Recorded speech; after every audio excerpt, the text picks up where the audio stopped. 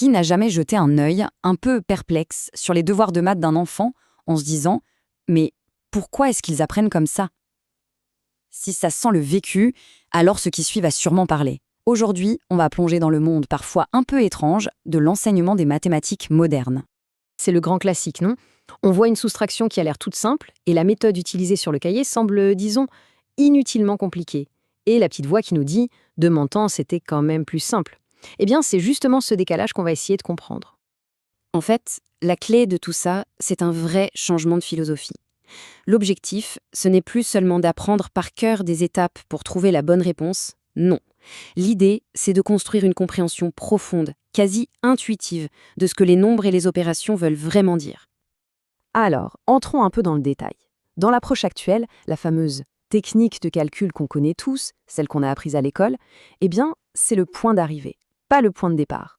Avant d'en arriver là, les élèves font un long voyage pour explorer le concept. Ce parcours est vraiment révélateur. Regardez bien. La technique, c'est le numéro 5. Elle arrive tout à la fin. Avant ça, il faut d'abord s'approprier le sens de l'opération, souvent à travers des petits problèmes bien concrets. Ensuite seulement vient le signe, le plus, le moins. Puis on commence à trouver des résultats, on découvre les propriétés. L'algorithme finalement, c'est juste la cerise sur le gâteau d'une compréhension qui, elle, est déjà bien en place. Et là, on touche à une distinction qui est absolument cruciale. Le calcul posé traditionnel, c'est un peu comme suivre une recette de cuisine sans rien comprendre à la chimie des ingrédients. On aligne, on applique, on manipule des chiffres un peu comme un robot. Le calcul mental ou en ligne, c'est tout l'inverse. Ça nous pousse à voir les nombres comme des objets entiers, flexibles, avec lesquels on peut jouer. Et c'est là que le fameux sens du nombre commence vraiment à se construire. Bon, pour rendre ça un peu moins abstrait, prenons un exemple que tout le monde connaît par cœur, la soustraction. On a l'impression de maîtriser, mais on va voir que derrière ce simple petit signe « moins », il peut se cacher des logiques mathématiques complètement différentes. Allez, on se lance. Voici notre problème test. La plupart d'entre nous n'ont appris qu'une seule façon de le résoudre. Mais, pour l'exercice, regardons-en deux de plus près. Observez bien ces deux logiques, elles sont radicalement différentes. À gauche, on a la méthode de l'emprunt. C'est un peu comme aller à la banque du chiffre d'à côté. On n'a que 3 unités, on ne peut pas en donner 5, alors on va casser une dizaine pour la transformer en 10 unités. Ça repose sur la compréhension du système décimal. Et à droite, la méthode de la compensation, qui est la plus enseignée en France. Là, on change complètement de monde. L'idée, c'est de garder l'écart entre les deux nombres constants.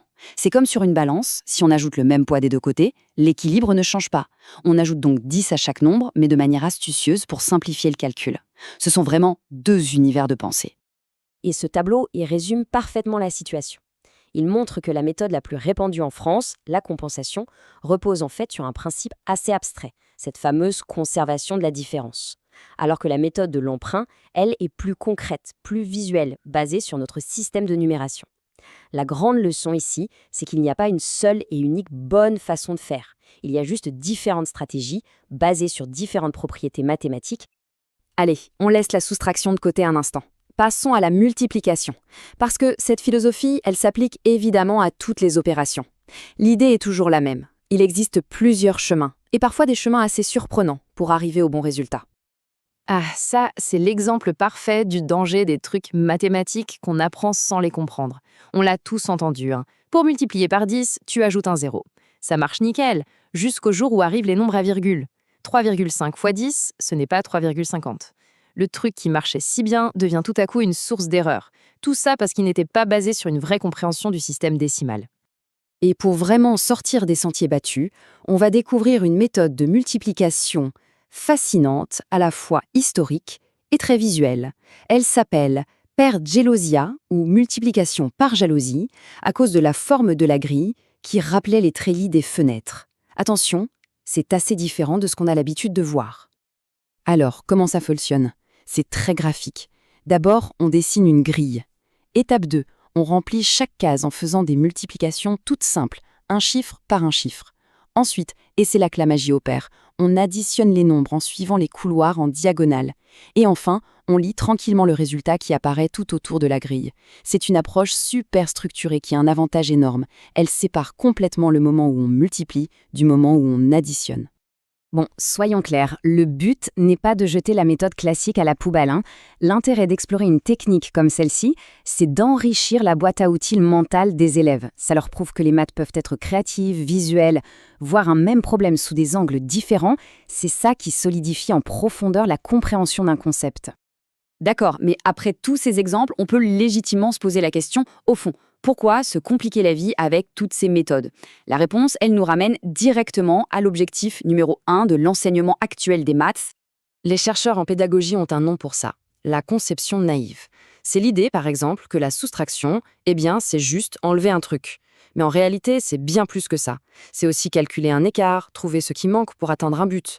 Dépasser ces premières idées un peu trop simples, c'est une étape clé pour développer une vraie maturité mathématique.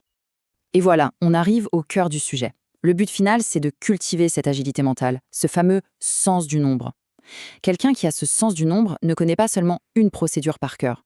Cette personne peut regarder un problème et choisir instinctivement l'outil mental le plus malin, le plus efficace pour le résoudre à ce moment-là. Cette analogie, elle est parfaite pour résumer tout ça. Apprendre à par cœur une seule méthode, c'est comme mémoriser un unique itinéraire sur un GPS. Ça marche bien tant qu'il n'y a pas de travaux sur la route.